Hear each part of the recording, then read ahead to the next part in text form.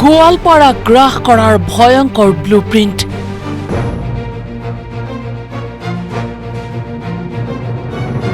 বনাঞ্চল অথবা চৰকাৰী ভূমি নহয়, এইবাৰ আগ্ৰাসী অচিন শত্ৰুৰ হেন চকু খিলঞ্জীয়াৰ কৃষিভূমিত। চিনি নাপাওঁ, কিছুমানে ধুবুৰীৰ পৰা আহিছে, কিছুমানে বৰপেটাৰ পৰা আহিছে, আহি খেতি মাটি ক্ৰয় কৰি তেওঁলোকে ৰাতিৰ ভিতৰতে ঘৰ বান্ধি লৈছে। আমি শংকিত। হয়, এয়াই এতিয়া বাস্তৱ ছবি। গোৱালপাৰা জিলাক চৌদিশৰ পৰা গ্ৰাস কৰি খিলঞ্জীয়াক নিঃশেষ কৰাৰ ভয়ংকৰ ষড়যন্ত্ৰত নামিছে এদল অচিন শত্ৰু। এই যে গাঁওবোৰ দেখিছে, সকলোবোৰ নিশাটোৰ ভিতৰতেই গঢ় লৈ উঠিছে। গাড়ীয়ে গাড়ীয়ে গছ গছনি চাল বেৰ লৈ অচিনাকি মানুহে এফালৰ পৰা দখল কৰি গৈছে খিলঞ্জীয়া হিন্দু মুছলমানৰ কৃষিভূমি। বৰপেটা, ধুবুৰী, মানকাছাৰ, বিলাসীপাৰা, কলগাছিয়া, আলুপট্টি আৰু দৰঙৰ বিভিন্ন চৰ অঞ্চলৰ পৰা গৈ গোৱালপাৰাৰ হাবৰাঘাট, ভেলাখামা আৰু কৃষ্ণাইৰ বিভিন্ন প্ৰান্তত চলাইছে তাণ্ডৱ। শংকিত হৈ পৰিছে খিলঞ্জীয়া। সেইবিলাক লোক আমি চিনি নাপাওঁ। অচিন লোক কিছুমান বাগবৰৰ পৰা আহিছে, কিছুমান চৰ এৰিয়াৰ পৰা আহিছে। সেইদিনাখন আমি মাটিয়া চাৰ্কেল মণ্ডল ছাৰক লৈ আমি ছাৰ্ভে অলপ কৰিলোঁ। তাতে যিখিনি আমি নথি পত্ৰ পালোঁ, মানে ভোটাৰ ID কাৰ্ডৰ পৰা ইদি কৰি মানে কমপ্লিট বৰপেটা, মানিকাচৰ, বাগবৰ, তাৰপিছত আপোনাৰ এই চিৰাকুটি এইবিলাকৰ পৰা আহি ইয়াতে ঘৰ বাৰী কৰা মানুহ। আৰু এই মানুহবিলাক আমি যদি ডকুমেণ্টছটো বিচাৰিছিলোঁ, আধাৰ কাৰ্ডটো, তেওঁলোকৰ লগত আধাৰ কাৰ্ড নাথাকে, খণ্ডযুক্ত লোক হয়। শংকিত মানে ইয়াতে অচিনাকি বহু মানুহ আহিছে। অচিনাকি মানুহখিনি আহি ইয়াতে বসবাস মানে ঘৰ বাৰী ৰাতিৰ বলতে ঘৰ বাৰী বনায়। তাৰমানে ক'ৰ পৰা আহে, কি সমস্যা আমি একোৱে গম নাপাওঁ। ইহঁতে মাটিবিলাক ক্ৰয় কেনেকৈ কৰে সেইখিনিও আমি গম নাপাওঁ।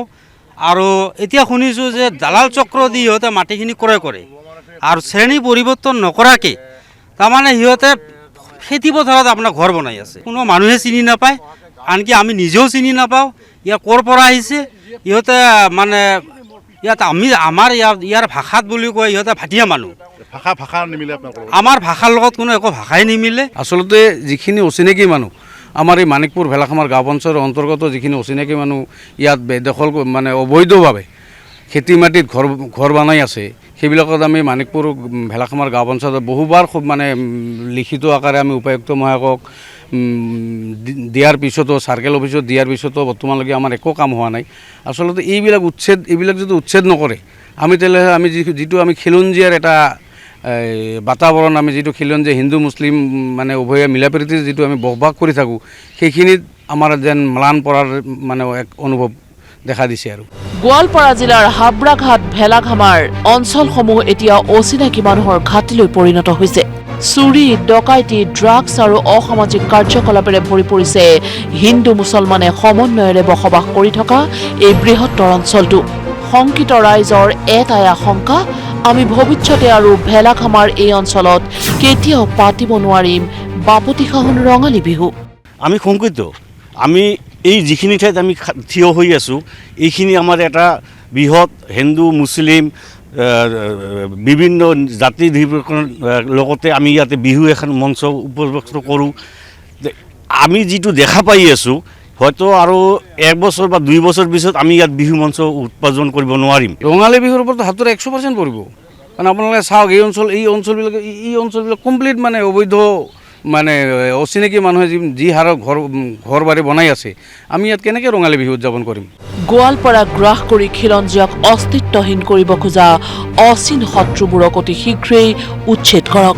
মুখ্যমন্ত্ৰীলৈ আহ্বান হাবৰাঘাট আৰু ভেলাখামাৰ ভুক্তভোগী খিলঞ্জীয়া হিন্দু মুছলমানৰ।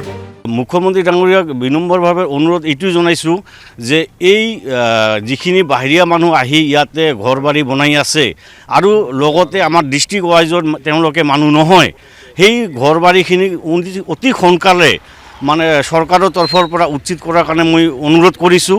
মুখ্যমন্ত্ৰী মহোদয়ৰ দৃষ্টি আকৰ্ষণ কৰিব খোজোঁ, উপায়ুক্ত মহোদয়কো আমি আবেদন জনাইছোঁ, আৰু আমাৰ অভিভাৱক মন্ত্ৰী জয়ন্ত মল্ল ডাঙৰীয়াকো আমি আবেদন জনাইছোঁ যে অতি সোনকালে এইসকল মানুহক, যিসকল মানুহ এই অঞ্চলৰ নহয়, বহিৰাগত মানুহ, তেওঁলোকক ইয়াৰ পৰা উচ্ছেদ কৰি তেওঁলোকক বেলেগ ঠাইত হয়তো তেওঁলোকক হেৰি দিয়ক। কেমেৰা পাৰ্চন শৰৎ দাসৰ সৈতে গোৱালপাৰাৰ পৰা উদিত নাৰায়ণ কলিতা, নিউজ লাইভ।